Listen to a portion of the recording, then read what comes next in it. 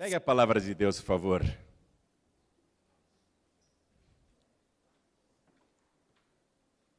Abra no livro de Gênesis, capítulo 47, versículo 13. Livro de Gênesis, capítulo 47, versículo 13. Já achou? Quando é Gênesis é fácil, né? Todo mundo acha rapidinho.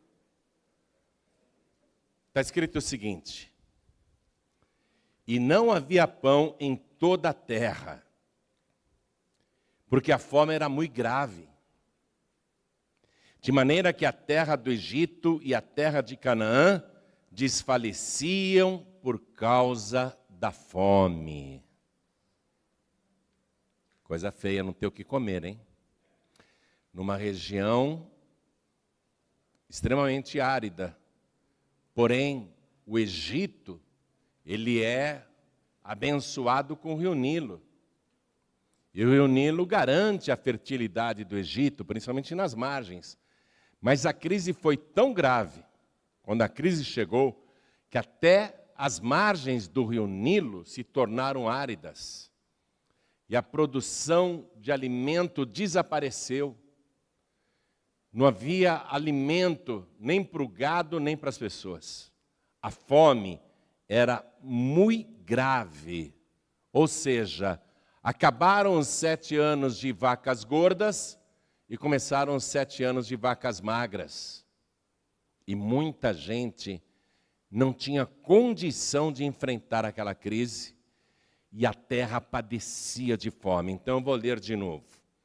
E não havia pão em toda a terra. Veja, em toda a terra a palavra está frisando.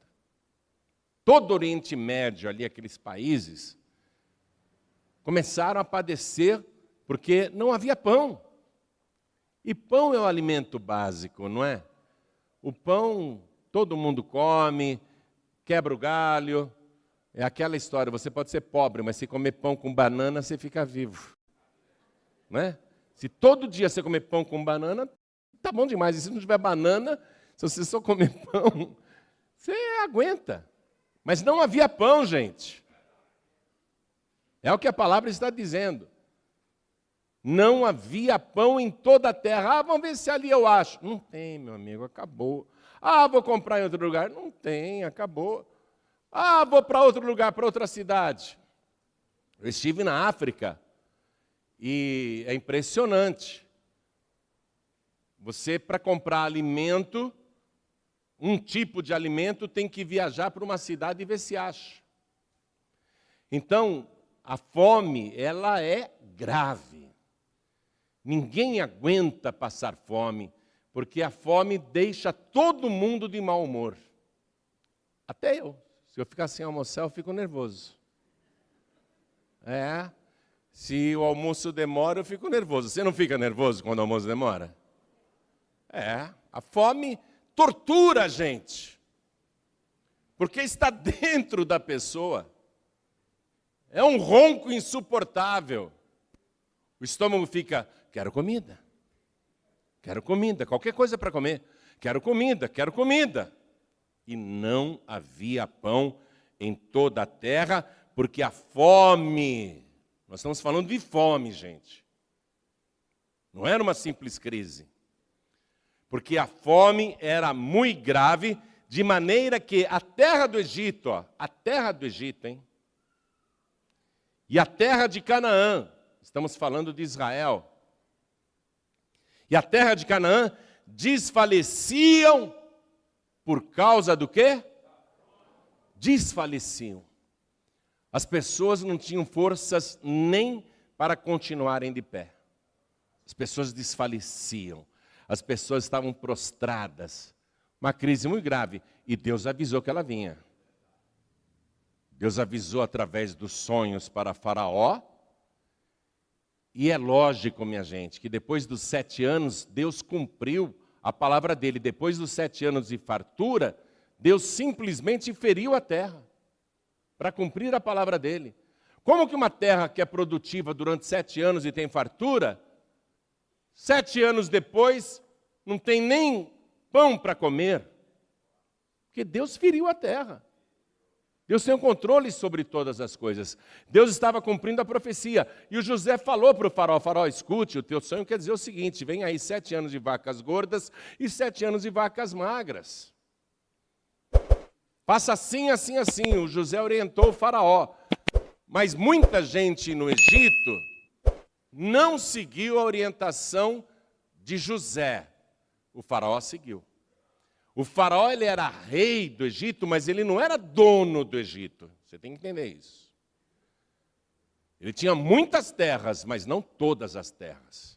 Ele tinha muito dinheiro, mas não todo o dinheiro. E nos 7 anos de vacas gordas, ele fez o que José mandou. E o que José mandou? José mandou ele separar o quinto de tudo que ele produzisse. E ele fez. Só que muita gente, naquela época, ficou pensando, que é isso? Estamos vivendo uma prosperidade ilimitada. A gente pensou isso aqui no Brasil também. Nosso país estava indo tão bem, tão bem, tão bem, que se tornou até a 5ª economia do mundo. Chegou a passar a Inglaterra. O Brasil chegou a passar a Inglaterra. E, de repente, tudo desabou. Você vê? Então, na época do José, o pessoal dizia 7 anos de fartura, mas está tudo muito bem. Isso não vai acabar nunca. E muita gente falou, não vou recolher o quinto, não. Não vou recolher o quinto. Mas o faraó obedeceu.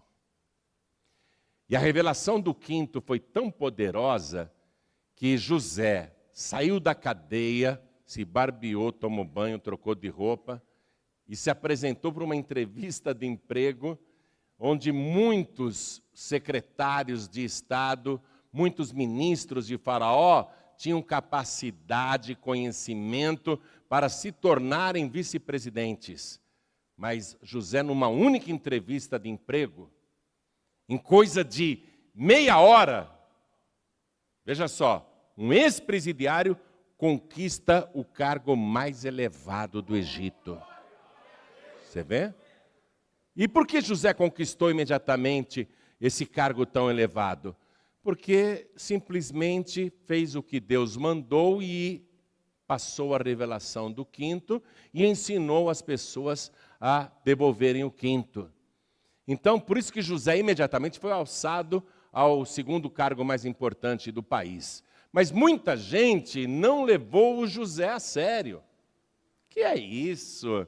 O Egito está muito bem, todo mundo prosperando, a gente colhe muito, a gente compra muito gado, a gente compra muita terra, nós temos muito dinheiro circulando no Egito, não vou recolher o quinto coisa nenhuma, eu vou aumentar meu patrimônio, eu vou comprar mais gado, eu vou comprar mais terra, eu vou juntar mais dinheiro, muito dinheiro, vou fazer muita poupança, mas esse negócio de separar o quinto, eu estou fora.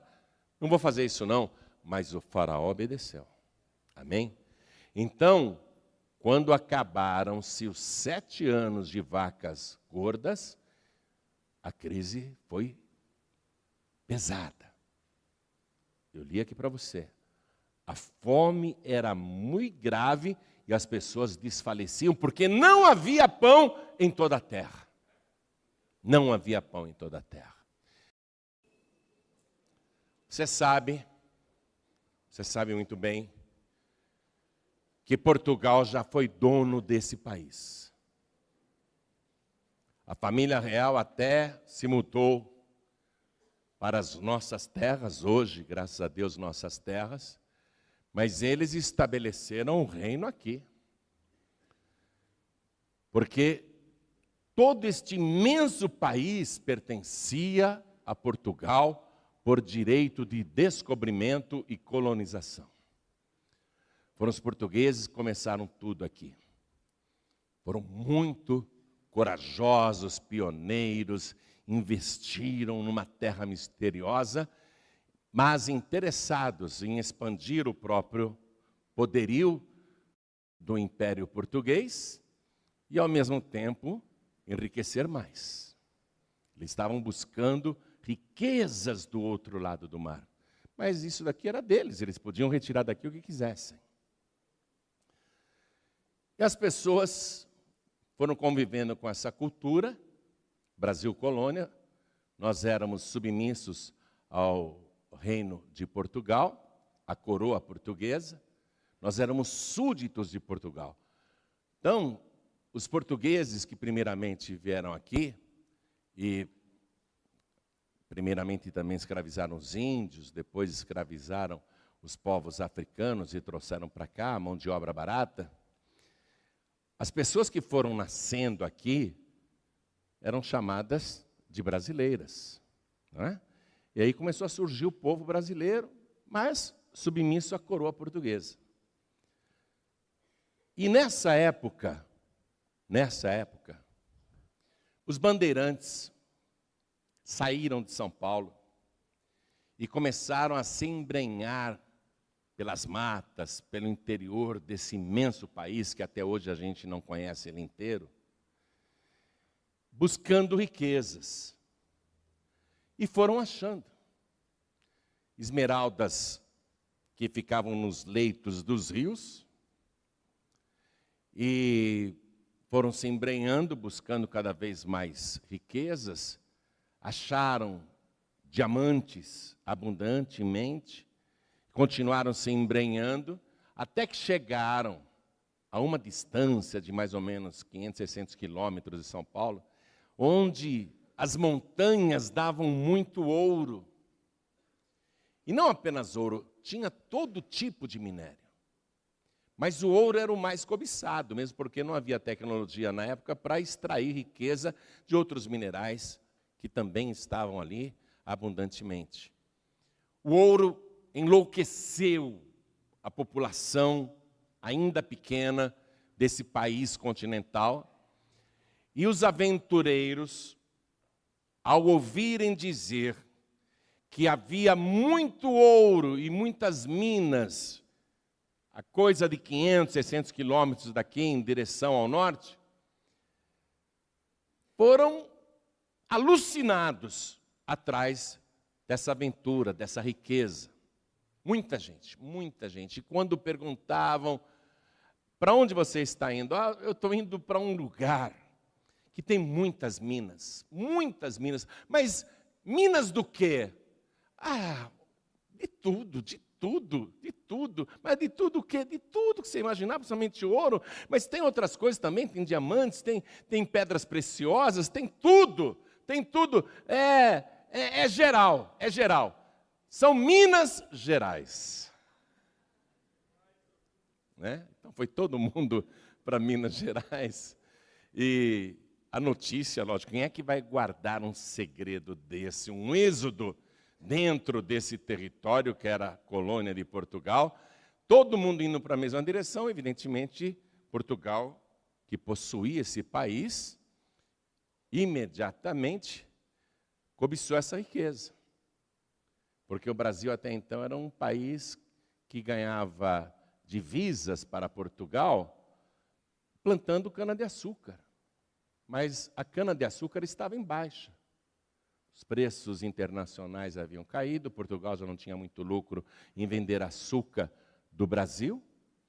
E quando houve essa febre do ouro no nosso país, Portugal quis participar imediatamente dessa riqueza, com direito, porque eles eram os donos da terra. Amém? Portugal não estava roubando o Brasil, isso daqui era deles. Aliás, quer saber a verdade? Os brasileiros que roubaram isso aqui dos portugueses. Mas também os portugueses roubaram dos índios, né?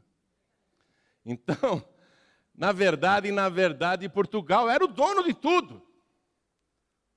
O que Portugal fez? Com suas guardas imperiais, colocou espécies de pedágios e fiscalizações naquelas estradas rudimentares que levavam para Minas Gerais, e começaram a fiscalizar toda a produção de ouro. E, é claro, quem achava ouro não queria compartilhar com ninguém a sua riqueza, mas Portugal tinha o direito à riqueza. Então, Portugal estabeleceu várias casas de fundição, onde, obrigatoriamente, os mineiros que encontravam ouro teriam que colocar as pepitas ali, e esse ouro tinha de ser derretido nas fundições oficiais do governo português.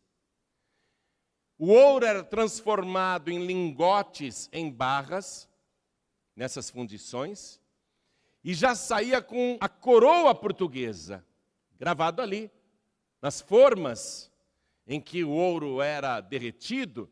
Quando esfriava, já vinha com a marca da coroa portuguesa. Esse ouro é de Portugal. Só que os mineiros que encontravam ouro, eles tinham direito também à riqueza, porque foram eles que acharam. E Portugal estabeleceu o quinto. Escute a história.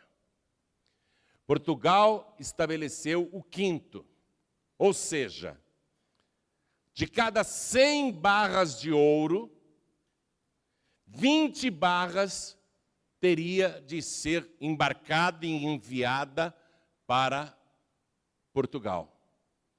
E os mineiros, que tinham encontrado o ouro,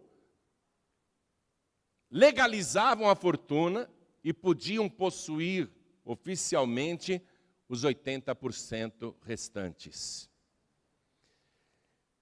Só que os brasileiros não gostavam disso. Quando eles iam retirar o ouro, primeiro, um monte de pepita derretida, a quantidade diminuía, é lógico. Portugal já separava o quinto, 20%, emitia um certificado de retenção, um certificado de recolhimento de que aquele ouro tinha sido devidamente tributado pela coroa. Era uma riqueza oficial declarada, e os brasileiros ou os mineiros que tinham achado o ouro poderiam ficar com 80%. Então, quando o camarada, dono da descoberta do ouro, ia buscar os seus 80%, ele não se conformava. Antes de eu receber, Portugal já levou 20%. E olha só, me sobrou apenas 80%. O cara saía da casa de fundição xingando, amaldiçoando Portugal. Ficaram com o quinto dos infernos. Você entendeu? Porque até hoje tem essa expressão no Brasil, você fala e nem sabe por quê. O quinto dos infernos, eles ficaram com 20% do que era meu. Quinto dos infernos. Mas eram obrigados a contribuir, porque a terra, aqui, pertencia legitimamente à coroa portuguesa. E mesmo revoltados, inconformados, os brasileiros eram obrigados a pagar o quinto para Portugal. Revoltados, não aceitavam, mas primeiro, preste atenção, primeiro de tudo, os donos da terra. Primeiro de tudo, o país dono da terra. Primeiro de tudo, o rei dono desta terra, que era o rei de Portugal. Quer que eu desenhe? Está começando a pegar a coisa, né? Então os brasileiros não estavam dispostos a dar o quinto. Xingavam, amaldiçoavam. Amaldiçoaram tanto que grudou na nossa cultura até hoje a expressão quinto dos infernos. Quando a gente está revoltado, quando está com raiva, vá para o quinto dos infernos, não é? O pessoal não fala isso? Vá para o quinto dos infernos. Porque isso foi um truque do diabo. Nós somos um povo saqueado e roubado, não é de hoje. E quando Portugal estabeleceu o quinto para o Brasil, Portugal não estava roubando o nosso país, pelo contrário, estava sendo até generoso. 20% vai para Portugal, 80% fica aí no Brasil, fica com quem achou, fica com vocês, fortuna legalizada. Mas os brasileiros não queriam dar. E o diabo aproveitou a revolta e foi embutindo na cabeça das pessoas a expressão quinto dos infernos. Amaldiçoando o quinto. Porém, mesmo contrariados, o quinto continuou sendo pago primeiramente a Portugal e os brasileiros ficavam depois com os 80%. Os brasileiros não sabem, não imaginam, mas foi exatamente a prática do quinto estabelecida por Portugal nas nossas terras que desencadeou o processo de libertação do nosso país da soberania portuguesa. Foi justamente a partir do momento que os brasileiros começaram a dar o quinto, que se iniciou o processo que iria libertar o povo brasileiro do jugo português e queria fazer com que os brasileiros se tornassem donos desta imensa riqueza que é o nosso país.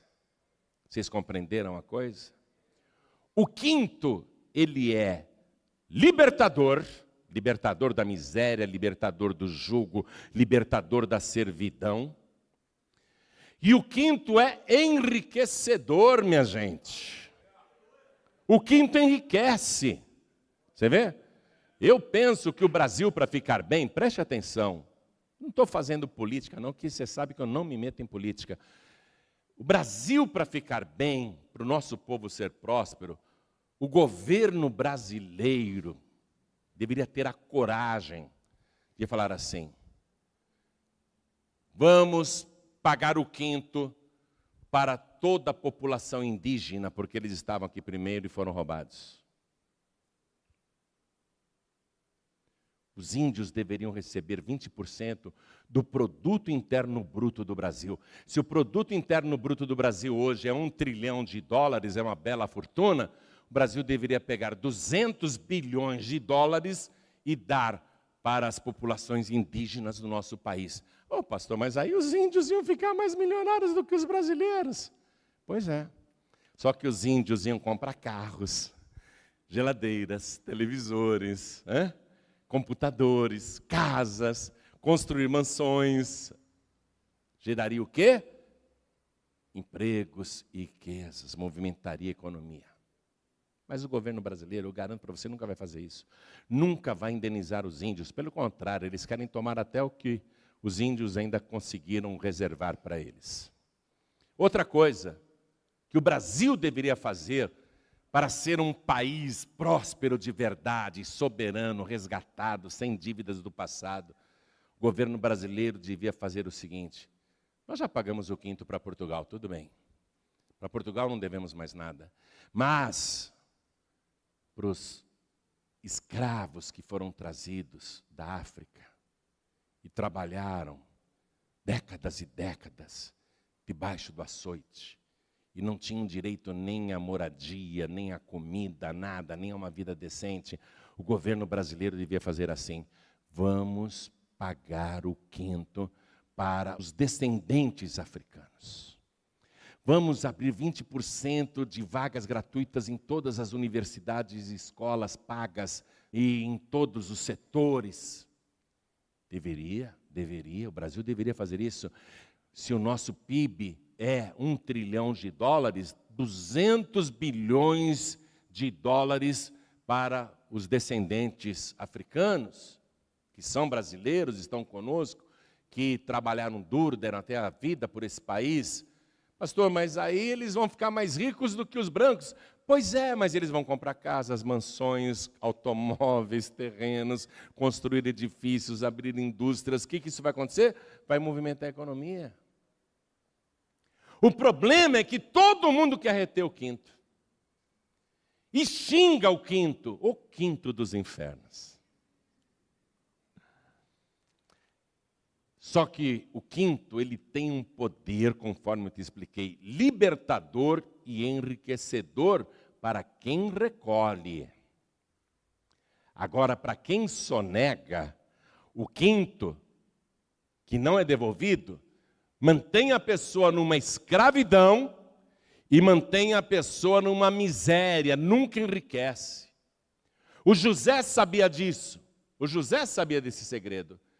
E ele chegou para Faraó e contou qual era o segredo. O Faraó obedeceu, mas nem toda a população do Egito obedeceu naquela época. Então, o que foi que aconteceu quando terminaram os 7 anos de vacas gordas e todo mundo estava muito bem de vida? A maioria não tinha recolhido o quinto, que é 20%, na época de José. O que foi que aconteceu com o Egito? Vieram 7 anos profetizados por Deus, e Deus feriu a terra, e a fome foi muito grave, e não havia pão em toda a terra, e as pessoas desfaleciam de fome. Olha só, desfaleciam de fome. O que elas vão fazer? Esses que não recolhiam o quinto, na época de José, os egípcios e os moradores de Canaã, que não recolhiam o quinto, que disseram, não, imagina, isso é bobagem. O que aconteceu com eles? Passaram a mendigar o pão. Passaram a mendigar o pão, suplicar por pão. Então agora, eu li para você o versículo 13. Vamos retomar aqui, porque nós vamos aprender. Escute. E não havia pão em toda a terra, porque a fome era muito grave, de maneira que a terra do Egito e a terra de Canaã desfaleciam por causa da fome. Então José recolheu todo o dinheiro que se achou na terra do Egito e na terra de Canaã, pelo trigo que compravam. Por que eles compravam trigo na mão de José? Porque José era administrador do faraó e falou, guarde 20% de toda a produção de trigo. Guarde o quinto. Aí eles vieram a José. Eles tinham dinheiro. Por que eles tinham dinheiro? Porque nos anos de vacas gordas, eles só investiram em projetos pessoais. Guardaram muito dinheiro, tinham muita poupança, mas não tem comida. Então eles foram para José, queremos trigo. Então José vendeu o trigo. E o trigo valia mais do que ouro. Com o trigo eles fariam pão. E foram comprando, até que se acabou o dinheiro de todo o Egito. E o dinheiro que estava na mão dos infiéis foi para a mão de quem? De quem era fiel. Toda a riqueza dos infiéis foi transferida para quem é fiel, no caso José, que estava administrando com fidelidade para Faraó. Então, acompanhando aqui, versículo 14. Então José recolheu todo o dinheiro que se achou na terra do Egito. Diga, todo o dinheiro. Já não tinha pão, agora não tem mais dinheiro. Recolheu todo o dinheiro que se achou na terra do Egito. O pessoal procurava, será que tem um dinheirinho aí para a gente comprar pão? Sabe quando você está em casa, será que no terno do meu marido não tem um dinheirinho que ele esqueceu? Será que no bolso da bermuda não tem um dinheirinho lá, que eu estou precisando comprar pão? Eu estou tendo que ir no mercado, deixa eu ver se na minha calça jeans que está para lavar não tem um dinheirinho ali que eu esqueci. Começaram a procurar dinheiro. José recolheu todo o dinheiro que se achou na terra do Egito e na terra de Canaã, pelo trigo que compravam, e José trouxe o dinheiro à casa de Faraó. Todo o dinheiro do Egito, que estava nas mãos dos infiéis, foi para a mão de quem era fiel, para quem recolhia o quinto. Aí o dinheiro acabou, né? Acabou o dinheiro. Só que a fome não. Acabou o dinheiro, mas a fome não. Porque comer a gente tem que comer todo dia. Acabando-se, pois, o dinheiro na terra do Egito e na terra de Canaã, vieram todos os egípcios a José, dizendo, dá-nos pão. Por que morreremos em tua presença, porquanto o dinheiro nos falta? E José disse, dai o vosso gado, e eu vô-lo darei por vosso gado, se falta o dinheiro. Então trouxeram o seu gado a José, e José deu-lhes pão em troca de cavalos, e das ovelhas, e das vacas, e dos jumentos, e os sustentou de pão aquele ano por todo o seu gado. Diga, por todo o seu gado. Reparou que eles estão perdendo tudo que conquistaram nos anos de vacas gordas? Primeiro o dinheiro juntado foi embora. Todo o gado que eles compraram e multiplicaram, agora está sendo devorado. Por que está sendo devorado? Está sendo transferido da mão dos ímpios para a mão de quem é fiel. Por quê? Porque eles foram rebeldes. Porque eles não aceitaram essa história do quinto. O que é o quinto? O quinto, José não ficou explicando para o faraó e nem para o povo egípcio, porque entraria na teologia. O quinto era o santo dízimo das primícias, mais a oferta alçada igual ao dízimo. É 20%. Eles não aceitaram isso. Não concordo com isso. Como hoje tem gente que fala, o dízimo eu concordo, mas a oferta alçada igual ao dízimo, não. E não recolhe o quinto. Olha só. Então, eles começaram a dar o gado, todo o gado. Para quê? Em troca de pão. Todo o seu gado, naquele ano, foi dado em troca de pão. Então agora eles não têm mais gado, eles não têm pão, eles não têm dinheiro e eles não têm mais gado. Mas a fome continua. A crise está durando mais do que eles imaginavam. Versículo 18. E acabado aquele ano, vieram a ele no segundo ano e disseram-lhe, não ocultaremos ao meu senhor que o dinheiro é acabado e meu senhor possui os animais. Nenhuma outra coisa nos ficou diante da face do meu senhor, senão o nosso corpo e a nossa terra. Só nos ficou o nosso corpo e a nossa terra. Só nos ficou isso. Versículo 19. Por que morreremos diante dos teus olhos, tanto nós como a nossa terra? Compra-nos a nós, compra-nos a nós, as nossas vidas. Seremos seus servos. Compra-nos a nós e a nossa terra por pão. Nós estamos, José, propondo um negócio para você. Não temos mais dinheiro, não temos mais gado. Mas nós nos propomos a vender para ti a nossa mão de obra e todas as nossas terras. Por favor, compre! O que adianta o meu corpo se não tiver pão? O meu corpo vai morrer. E de que me adianta possuir muitas terras se eu vou ser sepultado nela?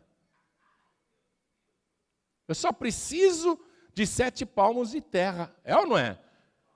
Eu tenho 200 alqueires de terra, mas eu não tenho o que comer. O que me adianta ter 200 alqueires de terra?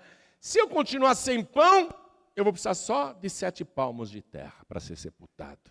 Então, José, compra esse corpo que está em risco de morrer por falta de pão. Compra a nossa mão de obra. E compra essa terra em troca de pão. Versículo 20. Assim José comprou toda a terra do Egito. Toda a terra do Egito. O faraó, ele era rei. Eu te falei que ele era rei, mas não era dono de todo o Egito. Ele tinha muita terra, mas ele não era dono de toda a terra. Ele era rei dos egípcios, mas os caras não eram súditos. Tanto que quando veio o decreto do faraó, é para todo mundo recolher o quinto, muita gente falou, eu não, estou nem aí para o faraó. Estou nem aí para José. Ou seja, eles moravam no Egito, mas não eram servos. Eles moravam no Egito, mas não eram súditos do rei. Está pegando a coisa ou não? Está pegando, não está? Olha aqui. Então, comprou José toda a terra do Egito para Faraó, porque os egípcios venderam cada um seu campo, porquanto a fome era extrema sobre eles, e a terra ficou sendo de Faraó. Olha só, toda a terra do Egito passou a ser propriedade do Faraó, e o administrador é José, porque José é fiel. E até o povo, José fez a contagem, a numeração, todos vocês agora são do Faraó, né? Versículo 23. O povo está na pior, gente. Eles não têm mais dinheiro, eles não têm mais gado, eles não têm mais terra e eles não têm mais propriedade sobre a própria vida. Agora eles vão ter que obedecer. Porque eles disseram, seremos teus servos. É só quando a pessoa se dispõe a ser serva que ela vai obedecer. Amém? Enquanto a pessoa não se dispõe a ser serva, ela não é súdita. A pessoa pode estar dentro da igreja, mas ela é rebelde. Ela não é serva de Deus. Ela não aceita, ela não concorda, ela quer fazer a teologia particular dela. Porque não é servo. Não pertence verdadeiramente a Deus. Ó, Deus, não põe a mão aqui no meu bolso não, tá? Uma vez eu ouvi uma pessoa falando numa outra rádio, graças a Deus não era da Paz e Vida, mas o camarada dizendo que quando ele ia em tal igreja, eu não vou falar o nome da tal igreja, ele escondia o dinheiro na meia, para não ter o risco do pastor pegar. O cara quer a bênção, ele quer o pão, mas não quer ser servo não. Quando eles se tornaram servos, José sabia que eles iriam obedecer vocês estão na pior agora. Estão dispostos a ouvir, porque vocês não têm dinheiro, vocês não têm gado, vocês não têm terra e vocês não são donos nem mais do próprio corpo. E outra coisa, vocês não têm nem pão para comer. Querem obedecer? Quando José percebeu que eles se ofereceram para ser servos, porque eles disseram, compra-nos a nós e as nossas terras. Quando eles disseram, compra-nos a nós, quando eles se colocaram voluntariamente para serem propriedades de José, e quem era José, igreja? Vamos falar espiritualmente agora? Qual o nome que ele recebeu no Egito? Zafenate Paneia. E o que quer dizer Zafenate Paneia? Salvador do mundo. Quando eles se dispuseram a ser propriedades do Salvador do mundo, quando José percebeu que agora sim eles vão obedecer, então eu vou ensinar vocês, olha só, a recuperar o que vocês perderam e reconstruírem suas vidas. Amém? Então acompanhe comigo o versículo 23. Então disse José ao povo, eis que hoje vos tenho comprado a vós e a vossa terra para Faraó.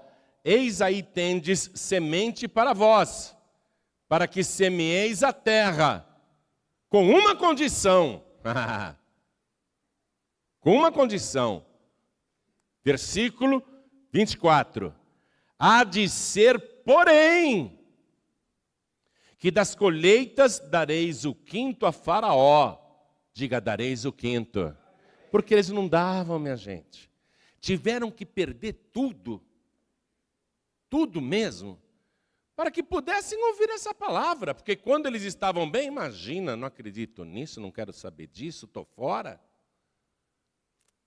Agora, como servos, eles estão recebendo aquela mesma palavra, minha gente, de anos atrás, 10 anos atrás, José tinha falado isso, a crise ainda vai durar 4 anos. José está dizendo, estamos em crise, mas eu vou ensinar vocês a sair dessa crise. O problema vai continuar, a miséria e a fome, a falta de pão. Eu vou dar semente para vocês plantarem, porque eu sou o dono da terra agora. E vocês vão ter que concordar em dar para o dono da terra o quê? O que diz o Salmo 24, versículo 1? Quem sabe de cor? Salmo 24, versículo 1. Quem sabe? Abre aí rapidinho.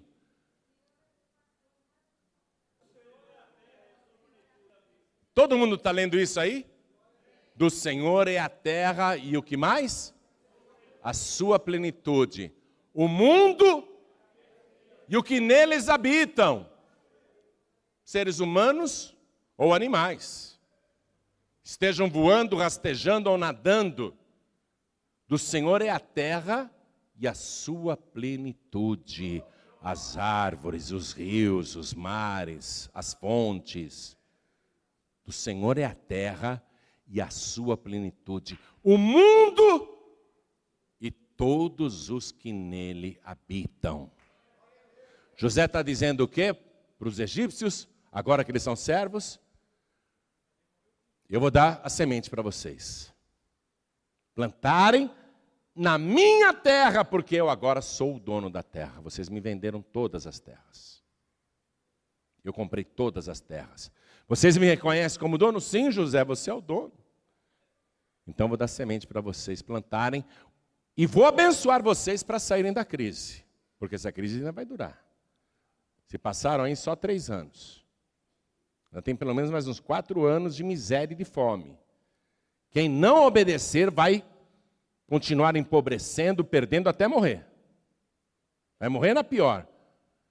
Mas quem obedecer e fizer o que eu vou mandar, vai superar essa crise que ainda está aí, vai vencer a fome e vai prosperar. Todo mundo, sim senhor, pode falar. Só dá a semente com uma condição: há de ser, porém, que das colheitas dareis o quê? Dareis o quinto a Faraó, e as 4 partes serão vossas. O que é o quinto? É 100 dividido por 5. Quanto que é 100 dividido por 5, igreja? 20%. Esse é o quinto. Então, 1/5 vocês vão entregar nas minhas mãos, e os outros 4/5 ficarão para vocês. Olha a generosidade. Você está compreendendo isso? Tem gente que fala, mas eu não vou dar o dízimo, nem dar a oferta alçada. Vem cá, você não é dono de nada, rapaz. Você não é dono nem da sua vida. Você nem sabe se amanhã ou o próximo domingo vai estar aqui. Então, você tem que ser fiel e servo de Deus. Compreender que é Ele que tem poder para sustentar a tua vida em qualquer crise. Que é Ele que te mantém de pé para você não desfalecer, não cair pelo caminho, não desistir de tudo, não se matar. Não morrer na miséria. Você tem que entender isso. Olha aqui. Há de ser, porém, que das colheitas dareis o quinto a Faraó, e as 4 partes serão vossas. Preste atenção. Eles não são donos nem do dinheiro, nem do gado, nem da terra, nem deles mesmos. Espera aí, José. Você vai dar semente para a gente plantar. E a gente vai ficar com 4 partes? Só uma parte nós vamos dar para o Faraó, para você? Poxa. Eu pensei que você queria explorar a gente. Nós pensávamos que, José, que você queria explorar a gente, arrancar nosso couro. A gente não estava entendendo que, na verdade, você queria nos abençoar. 4 partes serão nossas? Está aceito. Está aceito. Todo mundo disse, aceitamos. Amém? Aceitamos, porque a crise continua. Olha aqui. 4 partes serão vossas.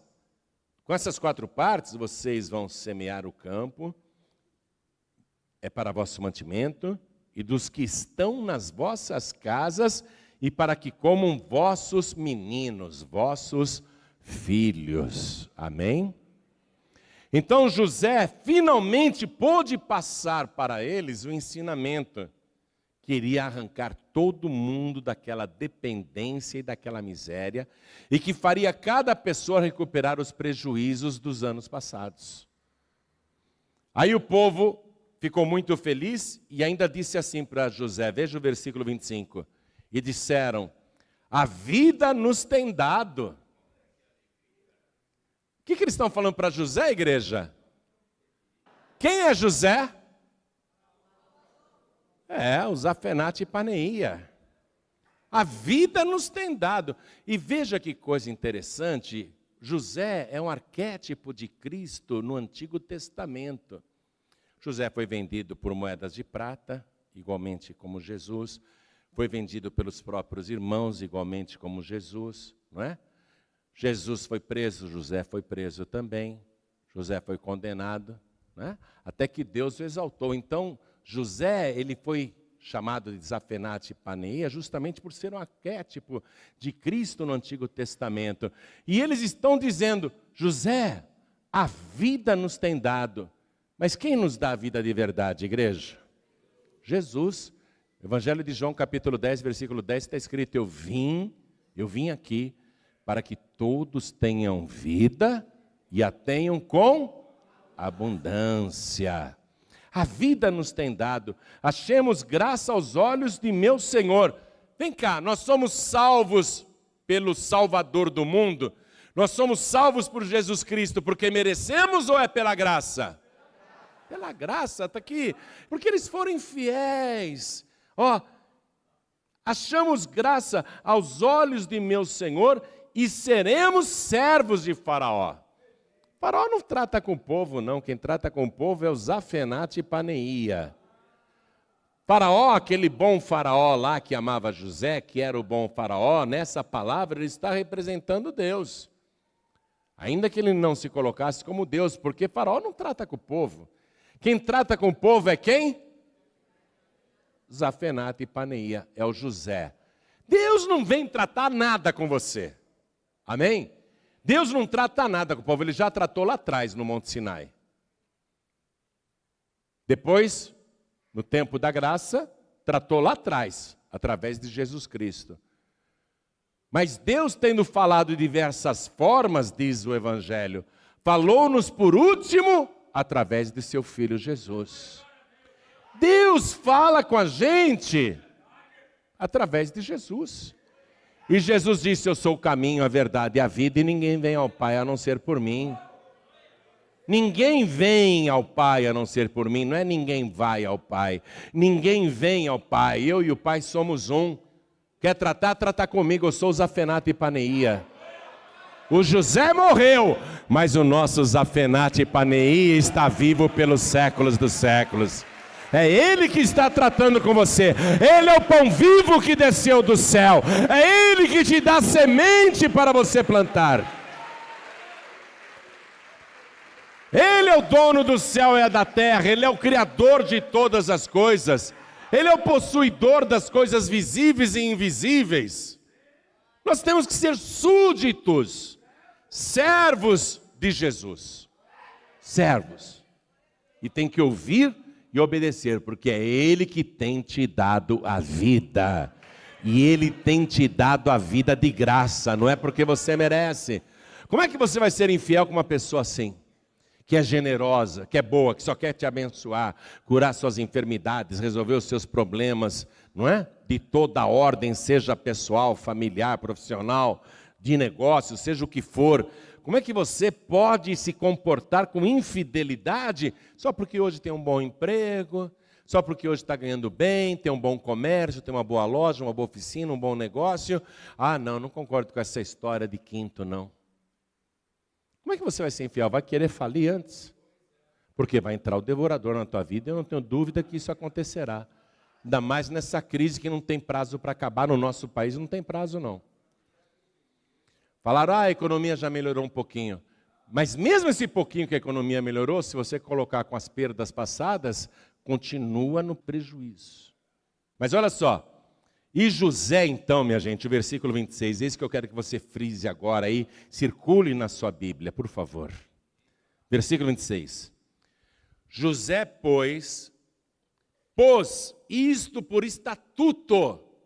Ele teve que normatizar, minha gente, olha aqui, agora vocês são servos, agora vocês são súditos, isso é estatuto. O que é o estatuto? É uma norma interna para ser obedecida, é uma lei. Não é? Pôs isto o quê? O negócio do quinto. Por estatuto, até ao dia de hoje, sobre toda a terra do Egito, que Faraó tirasse o quinto, só a terra dos sacerdotes não ficou sendo do Faraó. Assim, olha só o que aconteceu, minha gente. José, ele é um ensinador de justiça. Ele é um ensinador, um doador da vida. Ele é um mestre que ensina as pessoas a saírem da miséria e da dependência. Ele tem o direito de prosperar.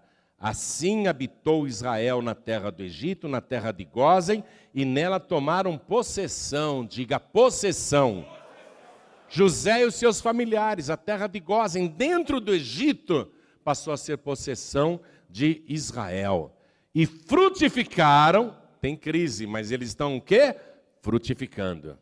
E frutificaram e multiplicaram-se muito. Amém? Por quê? Porque obedeciam o estatuto que José tinha determinado, e José é o Zafenate Paneia. Jacó ainda viveu com eles lá na terra, etc. e tal. Então, deixa eu mostrar uma coisa.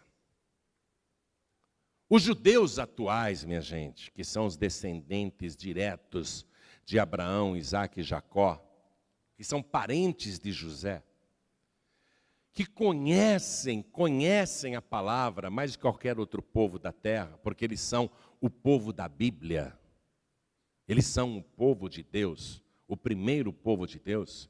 Gálatas 3:29 diz que agora que nós somos de Cristo, nós também somos descendentes de Abraão e herdeiros conforme a promessa. Mas o povo original, os herdeiros legítimos, os irmãos mais velhos, são os judeus, os descendentes de Abraão, Isaque e Jacó, parentes de José. Hoje, eles praticam exatamente o quinto. Eles praticam exatamente o quinto. Além deles terem a Bíblia Sagrada, a Torá, porque eles não acreditam no Novo Testamento, só no Antigo.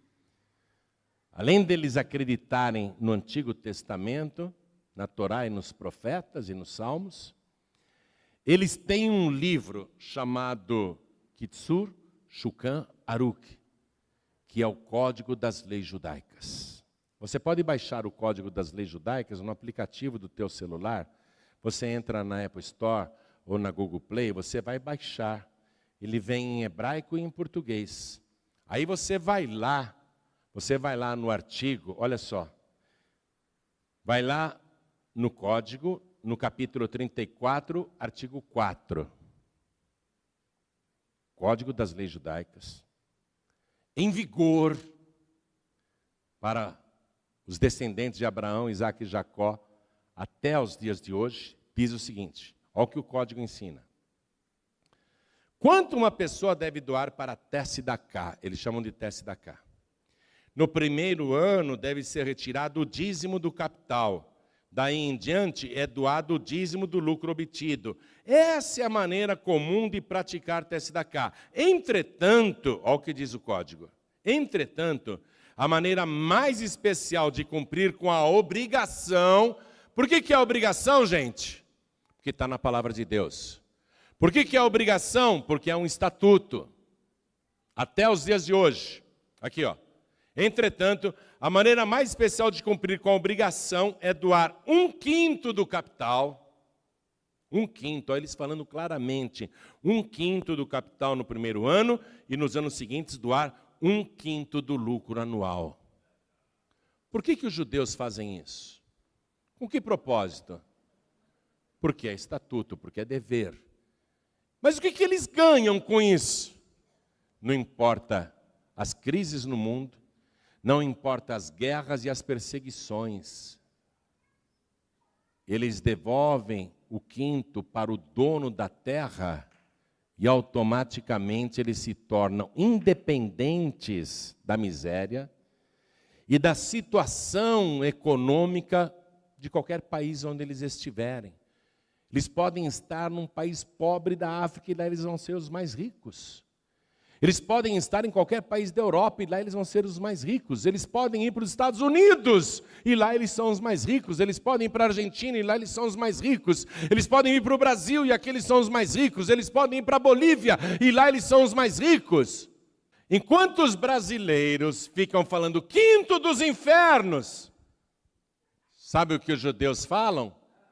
O 5º dos céus. O 5º é do Senhor. O 5º pertence a Deus, o dono e o possuidor dos céus e da terra. Abraão, quando conquistou e venceu 5 reis sozinho, com a ajuda dos confederados, lógico, mas ele era o comandante, mesmo sem ser militar. Quando o rei de Sodoma ofereceu para ele os bens, ele falou, eu levanto a minha mão ao Senhor, o possuidor dos céus e da terra. Abraão não quis nada do rei de Sodoma e devolveu o dízimo de tudo para Melquisedeque, que lhe deu pão e vinho. Você vê? Então os descendentes de Abraão no mundo todo, eles não se importam para onde eles estão indo. Se está tendo perseguição na Europa, eles vão para os Estados Unidos, lá eles enriquecem. Se está tendo perseguição na Europa ou na Alemanha, eles fogem para o Brasil, para a Argentina e aqui enriquecem. Então, aonde eles vão, eles se tornam dono de tudo. Olha só, o dinheiro, primeiramente o dinheiro do lugar, passa para a mão deles. tudo passa para a mão deles. Eles começam a se tornar dono de todas as coisas, são as grandes fortunas do mundo. Por quê? Porque, além do estatuto na palavra de Deus, eles têm o código das leis judaicas. Eles praticam o quinto. Então o diabo não quer que você saiba disso. O diabo não quer que o Brasil saiba disso. Porque quando o Brasil souber disso, e muita parte do Brasil já está aprendendo isso, tem muita gente ensinando isso, o Brasil começa a se libertar dessa dependência financeira. Porque hoje nós dependemos até do capital externo. A economia nos Estados Unidos está se fechando, hein? Protecionismo, isso vai prejudicar o Brasil. O mercado comum europeu está em crise, isso vai prejudicar o Brasil, que as exportações caem, eles investem menos no nosso país, o capital estrangeiro não vem para cá.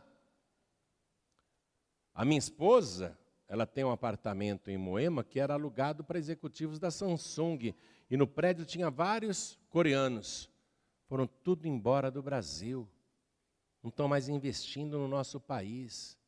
Então o Brasil, infelizmente, mesmo sendo tão rico como é,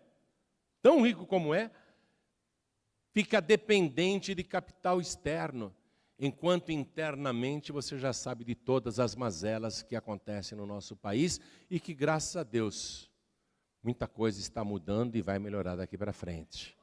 Mas até consertar esse país, eu acho que isso é para os nossos filhos, é para os nossos netos. Porém, nós temos que começar isso, amém? José falou, nós estamos em plena crise, minha gente. Agora vocês não têm mais dinheiro, não têm mais gado, não têm mais terra, e vocês mesmos se ofereceram para serem comprados. Então agora eu vou ensinar vocês. Ainda tem crise aí, tem pelo menos mais 4 anos de crise. Então eu vou dar semente para vocês plantarem na minha terra, com uma condição, que vocês devolvam o quinto fielmente, mas 4 partes serão de vocês. E com essas 4 partes vocês vão investir e vão voltar a crescer. Vocês estão entendendo como é que funciona a coisa? É por isso que os descendentes de Abraão praticam o quinto, mesmo quando eles não são religiosos.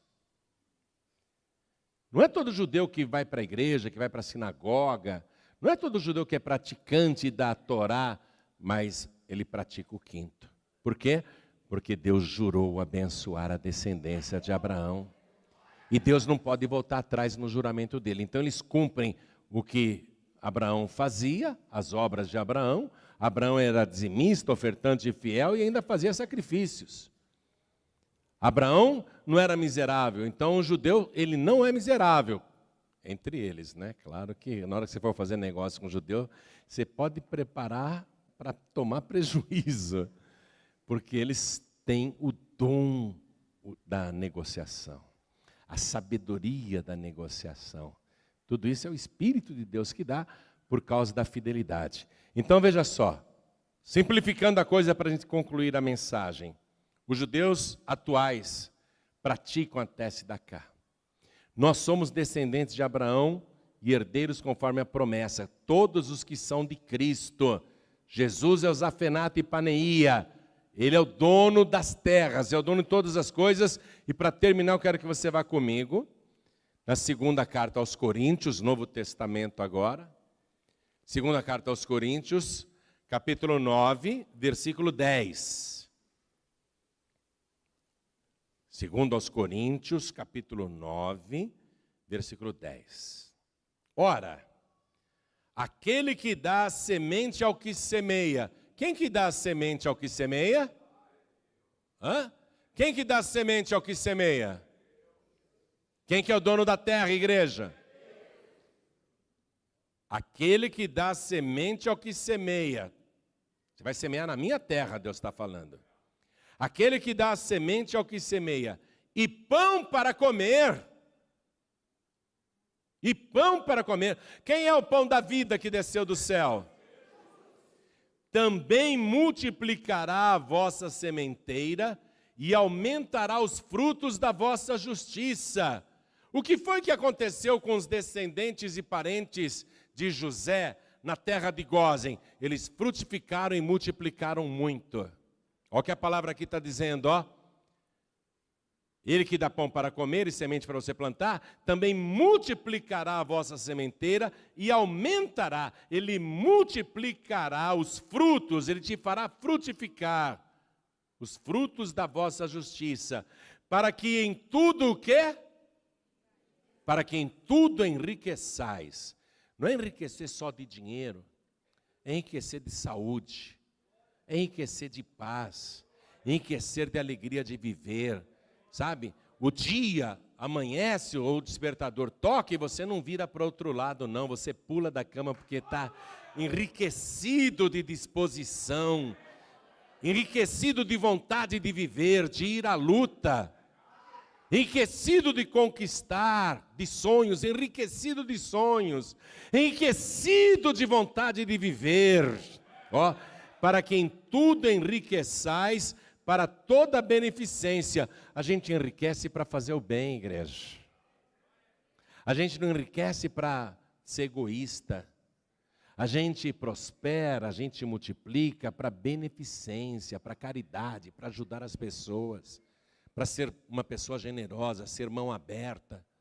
A gente não enriquece para ficar cada dia mais avarento, quero mais, quero mais. Esses políticos aí não se contentam em roubar 16 milhões e meio de dólares numa única atacada, o cara quer continuar roubando, até ter R$1 bilhão, né? São egoístas, avarentos, enquanto os hospitais não tem nem esparadrapo, não tem gente para trabalhar, não tem quartos, não tem leitos, não tem equipamento funcionando, os tetos com goteira, vazamento, mau cheiro, barata, rato, é um absurdo. Deus, Ele é o dono da terra. É Ele que dá semente ao que semeia. É Ele que multiplica a tua sementeira. É Ele que te faz frutificar. Para que em tudo enriqueçais, não para ser avarento, não para ser miserável, não para ser egoísta. Para que em tudo enriqueçais para toda beneficência, a qual faz que por nós se deem graças a Deus. Deus, Ele dá semente, Ele abençoa com uma condição. Deus diz, não me roube nem no dízimo, nem na oferta alçada, porque com maldição sois amaldiçoados, porque me roubais a mim. Deus ainda avisa, não passe a mão no quinto. O quinto não é dos infernos, o quinto é do céu. Vamos lá? O quinto é do céu, vamos lá? Fala, o quinto é? O quinto é do? Outra coisa, o quinto é de Deus. Enquanto você não devolver para Deus o que é de Deus, você vai continuar mendigando pão. Tem pão? Me ajuda aí. E apela para um parente, apela para o patrão, apela para pessoas. Ó, você vai ficar mendigando pão. Hoje eu não tenho nem o que comer, me arruma um dinheirinho aí. Deixa eu procurar dinheiro para ver se eu acho numa bermuda que está para lavar. Deixa eu ir lá nas roupas do guarda-roupa, ver se tem um dinheirinho num bolso aí, qualquer roupa. Deixa eu ver se eu acho uma moedinha para comprar um pão. Vai continuar mendigando o pão, enquanto você não der para Deus o que é de Deus. José levou o povo naquela situação para dizer, agora vocês são servos. Agora vocês querem o segredo. Agora vocês querem escapar disso. Eu vou dar semente para vocês plantarem na minha terra. Eu vou abençoar tudo isso. Não vou deixar faltar nada. Mas vocês vão ter que se comprometer em devolver o quinto. E 4 partes serão de vocês. É sério mesmo? Sério? Nós poderemos ficar com 4 partes? Poderão ficar com 4 partes para vocês investirem de novo, plantar mais, para vocês se alimentarem, para sustentarem seus filhos, para tudo. Aí o povo ficou contente. Toda a riqueza foi para José, por quê? Porque José era fiel. Se você for fiel, toda a riqueza do mundo receberá a ordem para correr atrás de você. A palavra de Deus diz que o ímpio ajunta para dar àquele que serve a Deus. Há uma ordem, minha gente. Quem é fiel a Deus, essa ordem se cumpre. A riqueza é transferida para a pessoa que é fiel. José representava o Salvador do mundo. você vai se entregar totalmente para Jesus, o Salvador eterno de todo o mundo. Toda a igreja fique de pé. Do Senhor é a terra e a sua plenitude, o mundo e aqueles que nele habitam. Deus é o dono de tudo. Mesmo que você fale, não vou entregar minha vida para Jesus, me desculpe a franqueza, você é dele. A diferença é que você é infiel. Você é rebelde. Você não quer se entregar, você não quer se sujeitar, você não quer obedecer. Mas todo mundo aqui é de Deus. Todo mundo pertence a Deus. Só que tem filho rebelde e tem filho obediente. Tem filho fiel e tem filho infiel. Todo mundo é de Deus. Agora eu sei que os rebeldes não irão para o céu, nem os murmuradores. Eu sei que a sepultura dos murmuradores é o deserto. A sepultura dos murmuradores é o deserto. A sepultura dos rebeldes é o deserto. Vão morrer na míngua, vão acabar a vida na pior, eu sei disso. Mas o justo não, o fiel não. O fiel vai ouvir esta palavra: vinde, benditos de meu Pai. Possuí por herança o reino que vos está preparado desde a fundação do mundo. Possuir, tanto nesta vida, disse Jesus, como no século futuro. Os fiéis, os infiéis para a esquerda, os bodes e as cabras para a esquerda, os carneiros e as ovelhas, os cordeiros para a direita. Vou levar só os cordeiros comigo. Eu vou levar só as ovelhas comigo, porque a ovelha é obediente ao pastor. A ovelha, ela não desgruda do pastor. O cabrito e a cabra vai para longe do pastor, sobe na montanha, vai escala o penhasco, desaparece, quer andar por conta própria, quer procurar pasto por conta própria. Não quero nem cabra, nem cabrito. Não quero nem bode. Tudo para a esquerda. E olhem, do Senhor é a terra, a sua plenitude, o mundo e aqueles que nele habitam. Os bodes, as cabras e os cabritos são tudo do Senhor também. Mas eu não quero. Todos aqui pertencem a Deus. Se você não quiser entregar a vida para Jesus, não, se você não quiser ser fiel, não quiser ser obediente, você continua sendo de Deus. Só que tem uma coisa, Ele não quer para Ele na eternidade. Ele vai pôr do lado esquerdo. Jesus disse, quando o Filho do Homem vier, Ele vai separar um dos outros, como o pastor separa os bodes das ovelhas. E colocará as ovelhas à sua direita, mas aos da esquerda Ele dirá, apartai-vos de mim, malditos. Ó, malditos porque são malditos mesmo.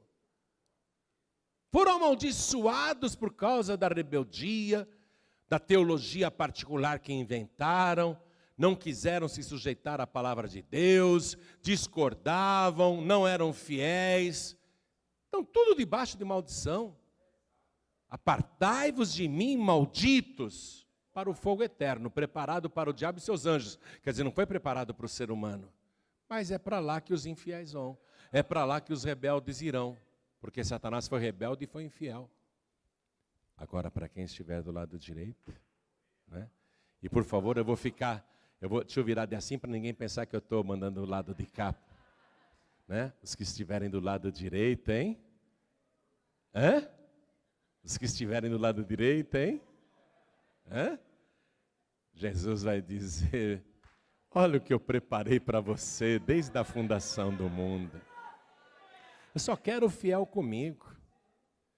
Deus diz, os meus olhos procuram os fiéis da terra para que estejam comigo. Quem anda num caminho reto, esse me servirá. Tem que servir a Deus, tem que andar no caminho reto, não dá para andar em dois caminhos. Só anda no caminho reto no dia de vir na igreja, ou nas poucas horas que está na igreja, depois vai para o caminho torto. Está com a vida cada vez mais torta. Minha gente, Jesus está voltando. Vocês não estão percebendo? Vocês não estão olhando os acontecimentos?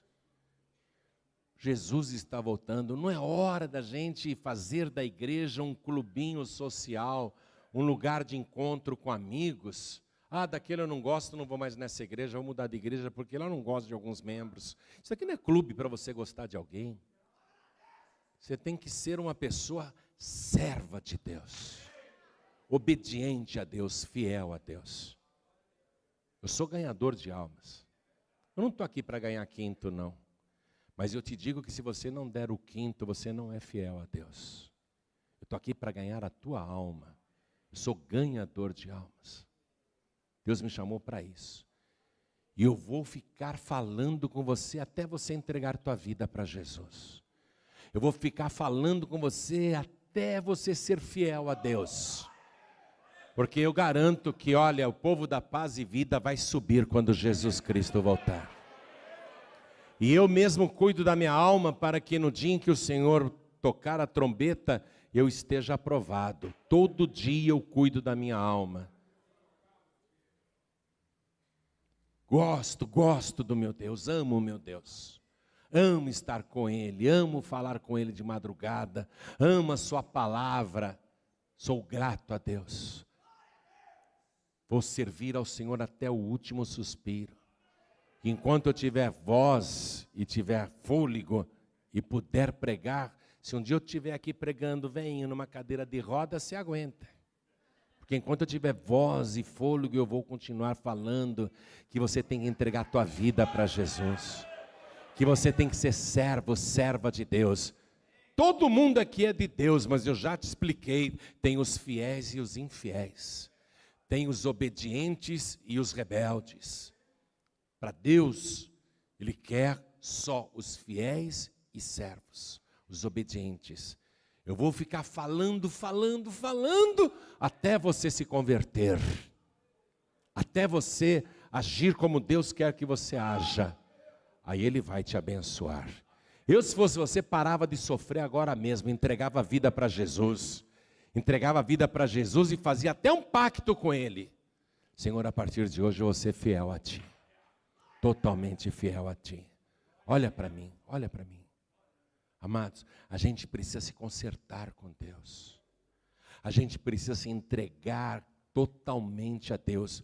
Quando José, lá no Egito, foi tirando tudo dos rebeldes, foi para que eles aprendessem a se sujeitar a Deus. Eles só se sujeitaram a Deus quando foram esvaziados. Então você tem que se esvaziar e se entregar 100% a Deus. Primeiro eles entregaram todo o dinheiro, depois entregaram todo o gado, depois entregaram todas as terras e por último entregaram suas almas. E disseram depois, a partir de agora nós vamos obedecer. Então vou dar semente para vocês semearem. Vocês podem ficar com 4 partes, mas o que é de Deus vocês não podem ficar. Vocês não podem comer, vocês não podem gastar. Amém? Então, ainda que a crise tenha durado mais 4 anos, e eu não sei quanto tempo dura aqui no Brasil, ou em Portugal, que também está me ouvindo, e é um país irmão do Brasil. Portugal está numa crise, desde que eu vou para Portugal, eu só ouço isso, desemprego e crise, desemprego e crise. É o país mais pobre, né, do mercado comum europeu. É o país mais pobre do mercado comum europeu. Agora, vê, e eu falo isso para os portugueses ouvirem, vê se eles querem obedecer. Vê se eles querem se batizar nas águas. Querem continuar fiéis a Fátima. Vê se eles querem se converter única e exclusivamente a Jesus Cristo. Eles até ouvem o Evangelho. A Paz e Vida em Portugal, e eu estou falando para os portugueses ouvirem, é a igreja que mais tem membros portugueses. Mas batizar portugueses ali, é tarefa de gigante. Porque eles entregam a vida para Jesus, eles aceitam Jesus, eles frequentam a igreja, mas na hora de batizar, não posso, eu fiz um juramento de fidelidade a Fátima. É isso que acontece, por isso que Portugal não sai dessa miséria que está há muitos anos. Eu estou falando para os portugueses ouvirem mesmo. Por isso que Portugal está nessa tanga, não é de hoje. Então o Brasil estava no caminho certo. Olha o que aconteceu. Foi inesperado. Agora, quem for de Deus nunca será atingido por qualquer crise. Pelo contrário, é na época de crise que a riqueza do ímpio vai se transferir para você, para quem serve a Deus. É na época de crise que você vai virar dono do negócio próprio. É na época de crise que você vai comprar, vai negociar, vai aumentar seu patrimônio. A riqueza do ímpio se transfere para aquele que agrada a Deus. Isso está na palavra de Deus, está ordenado. Amém? Então eu vou fazer um apelo agora. Um apelo. Entrega a tua vida para Jesus. Se rende totalmente ao Zafenate Paneia eterno. Se rende totalmente a Ele, entrega corpo, alma e espírito. Se converte no teu bolso, se converte na tua vida, no teu trabalho. Seja fiel a Deus, se entregue totalmente ao Senhor. Hoje, nós vamos começar assim, ó. O teu nome sendo escrito no livro da vida do Cordeiro. Você vai dizer, Senhor, na verdade o Senhor já comprou a minha alma. Porque o Senhor já pagou o preço na cruz do Calvário. O Senhor já pagou o preço. O Senhor nos deu a vida, a tua vida, para que eu tenha vida. Então, Senhor, eu agora me entrego a Ti, pelo preço que o Senhor pagou. Eu me vendo a Ti, pelo preço que o Senhor pagou. Foi isso que os egípcios fizeram para José. José, compra a gente agora e seremos seus servos. Jesus já pagou o preço por você, olha para mim. Jesus já pagou o preço por você. Agora se venda a Ele, se entregue a Ele. Teu nome vai ser escrito no livro da vida do Cordeiro. Então deixa eu perguntar, quem aqui quer receber Jesus Cristo como único, suficiente, exclusivo e eterno Salvador? Ergue a mão direita bem alto, ergue bem alto. Oh glória, é isso que eu gosto de ver. Ver que você entendeu. Ver que a palavra de Deus entrou no teu coração e não ficou infrutífera.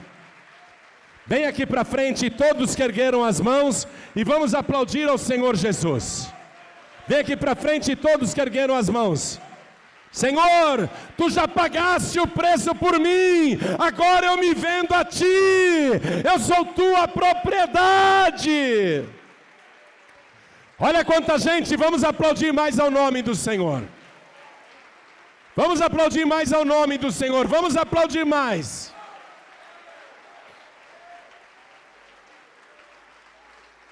Glória a Deus, vamos aplaudir mais, igreja. Tem que ter alegria na igreja quando um pecador se arrepende, porque nesse momento os anjos de Deus estão cantando e dançando. Oh glória, está tendo festa no céu, e você é o motivo dessa festa. Oh glória, oh glória. Você é o motivo da alegria no céu e o motivo da alegria na igreja agora. Eu quero chamar aqui todos os filhos pródigos e filhos que reconhecem: até hoje eu fui rebelde. Até hoje eu fui rebelde. Estou cansado de perder. Estou cansado de apanhar. Se você reconhece que não tem sido 100% fiel, vem aqui para frente agora, não precisa contar nada para a gente não, mas vem aqui para frente e se consertar com Deus. Eu te disse que nós não podemos fazer da igreja um clube, um local de reunião de amigos, desse eu gosto, daquele eu não gosto, não vou mais. Não, nós estamos aqui para servir o Zafenate Paneia eterno. Vamos aplaudir mais ao nome de Jesus. Quem mais quiser vir para frente, aproveita agora. Quero falar com você que está assistindo esta mensagem pela TV, pelo youtube.com, pelo facebook.com/joanribe. Quero falar com você que está assistindo essa mensagem na sua televisão. Quer entregar a vida para Jesus agora? Quer receber Jesus como teu único, suficiente, exclusivo e eterno Salvador, e a partir de hoje ser fiel a Deus? Então se ajoelhe ao lado do teu televisor. Quero falar com você que está ouvindo pela rádio. Eu não sei aonde você está, perto ou longe, Pode ser que você esteja num lugar deserto, ou pode ser que você esteja num lugar trancafiado. Pode ser que você esteja até num lugar esquecido, mas Deus te viu e Deus falou com você. Deus usou esse rádio como se fosse um pregador falando contigo. Quer entregar a vida para Jesus? Então se ajoelhe ao lado do teu rádio. Quer voltar para Jesus? Ajoelhe-se ao lado do teu rádio. Falo com você que está dirigindo e ouvindo esta mensagem, e com você que está em trânsito, ouvindo aí no celular, no rádio do celular, ouvindo no aplicativo da Feliz FM. Você está ouvindo esta mensagem, quer entregar a vida para Jesus? Não é possível ajoelhar? Faz o seguinte, coloque a mão direita sobre o teu coração, como sinal de entrega para Deus, porque Deus está te vendo agora. E todos que vieram para frente aqui na sede da Paz e Vida, se ajoelhem comigo e a igreja continue de pé. Coloque a mão direita sobre o teu coração. Ore assim comigo: meu Deus e meu Pai, o Senhor falou comigo através da palavra, o meu entendimento se abriu, e eu estou aqui agora, de joelhos, pedindo perdão ao Senhor, pelos meus pecados, pela minha rebeldia, pela minha indiferença, pela minha infidelidade. Eu estou agora me consertando contigo, me reconciliando contigo, e eu te peço, Senhor, me purifica agora, com o sangue de Jesus, retira de mim todo pecado, toda iniquidade, toda maldade, limpa o meu corpo, limpa a minha alma, limpa o meu espírito, e eu declaro que eu me entrego a Ti, para Te servir de verdade, todos os dias da minha vida, porque eu declaro que o Senhor Jesus é o meu Zafenate Paneia, que significa Salvador do mundo, e meu Salvador particular. Escreve, Senhor, e confirma o meu nome no livro da vida, e não permita que o meu nome seja riscado do teu santo livro.